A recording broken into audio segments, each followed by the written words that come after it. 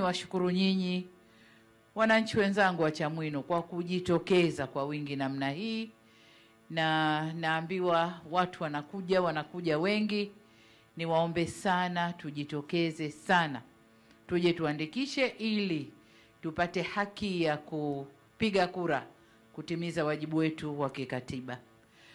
Huu ni mzunguko wa pili, waambieni kule ambao hawajaja. Mzunguko wa kwanza umepita, tuko kwenye mzunguko wa pili. Tukikosa mzunguko wa pili mwezi huu na ujao, uko mbele hatuna tena nafasi ya kurudia. Kwa hiyo ili usipoteze haki yako, niombe wananchi wote wawahi kwenye mzunguko huu wa pili.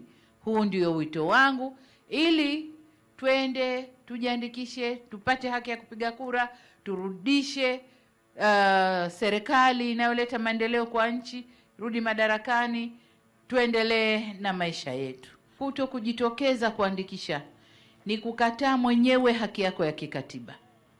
Na unapokataa haki ya kikatiba, swala unajiuliza, je, wewe ni mzalendo? Ni mzalendo wa aina gani ambaye katiba imekupa fursa hii?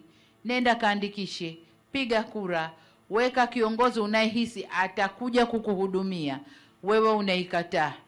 Ukikataa, wenzio watakwenda kuweka wanayemtaka, na unakosa fursa ya kushawishi wengine kuweka yule mnayemtaka.